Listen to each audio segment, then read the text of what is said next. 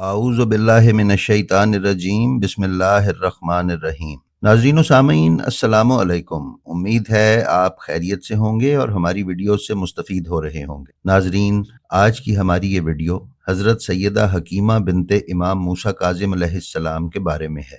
آج ہم ان be be کے بارے میں معلومات آپ کی خدمت میں پیش کرنے کی سعادت حاصل کر رہے ہیں، لیکن ویڈیو پر جانے سے پہلے ہم آپ سے گزارش کرتے چلیں کہ ہمارے چینل کو سبسکرائب کر لیں اور بیل آئیکن کو کلک کر دیں تاکہ آپ ہماری کسی بھی ویڈیو سے محروم نہ رہ سکیں۔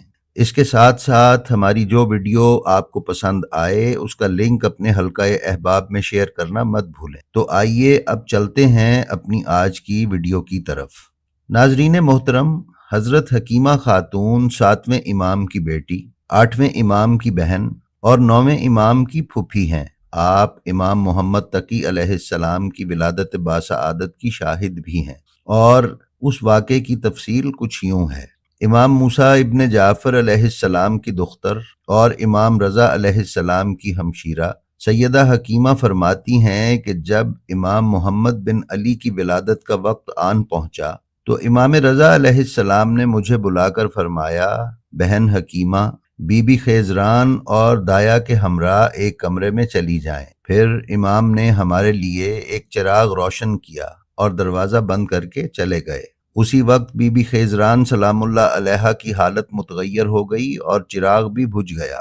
میں فکر مند ہوئی، لیکن اسی وقت اچانک امام جواد علیہ السلام نے 14ویں کے چاند کے مانند طلوع کیا۔ آپ کا بدن لطیف اور نرم و نازک کپڑے میں لپٹا ہوا تھا اور آپ کے نور نے کمرے کو روشن کیا ہوا تھا۔ میں نے امام کو اٹھا کر اپنی گود میں لے لیا اور وہ نازک کپڑا آپ کے بدن سے الگ کیا۔ اتنے میں امام علی ابن موسیٰ اور رضا علیہ السلام کمرے میں تشریف لائے اور آپ کو لے کر گہوارے میں ڈال دیا اور فرمایا، بہن گہوارے کا خیال رکھنا۔ 3 روز گزرنے کے بعد امام جواد علیہ السلام نے اپنی آنکھیں آسمان کی جانب کھول دی اور دائیں اور بائیں جانب نگاہ دوڑائی، اور پھر فرمایا، اشہد ان لا الہ الا اللہ و اشہد ان محمدن رسول اللہ۔ میں گواہی دیتا ہوں کہ اللہ کے سوا کوئی معبود نہیں ہے، اور گواہی دیتا ہوں کہ محمد صلی اللہ علیہ وآلہ وسلم اللہ کے پیغمبر ہیں۔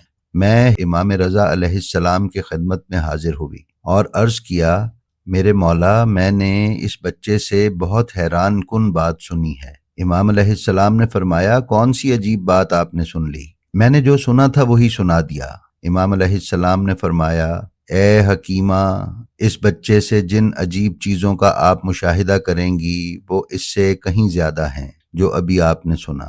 ناظرین، اگر یہ روایت آپ نے کتاب میں دیکھنی ہو تو بحار الانوار کے اردو ترجمے کی جلد نمبر 9 میں ملاحظہ فرما سکتے ہیں۔ نیز مناقب ابن شہر آشوب میں جلد 4 صفحہ 394 پر بھی ملاحظہ فرمائی جا سکتی۔ ناظرین، حضرت حکیمہ سلام اللہ علیہا اپنے بھائی امام رضا علیہ السلام کے فرامین کی راویہ ہیں۔ ان سے نقل ہونے والی روایات کے پیش نظر کہا جا سکتا ہے کہ آپ کو امام علی رضا علیہ السلام نے اسرار سے آگاہ کیا تھا۔ بہرانی کہتے ہیں کہ حکیمہ خاتون ایک جلیل القدر اور عالمہ خاتون تھیں، بزرگ، عبادت گزار اور صالح خواتین میں سے تھیں۔ طولانی عمر پائی، مگر ان کی زندگی کے بارے میں زیادہ معلومات ہمیں دستیاب نہیں ہیں۔ یہ بہت ہی صاحب نفوذ، عاقلہ اور درایت کی مالکہ تھیں۔ ائمہ طاہرین، سادات اہل بیت اور لوگوں کے نزدیک اعلیٰ مقام رکھتی تھیں۔ تاریخ و حدیث کی کتب میں علماء نے حکیمہ خاتون کو ایک عقل مند، عابد، لائق اور علمی صلاحیت کی مالک صفات سے تعبیر کیا ہے۔ برقی کی طرح دوسرے علماء رجال نے انہیں امام علی رضا علیہ السلام سے روایت نقل کرنے والوں میں شمار کیا ہے۔ تنقیح المقال اور ماجم رجال الحدیث میں بھی ان کا تذکرہ موجود ہے۔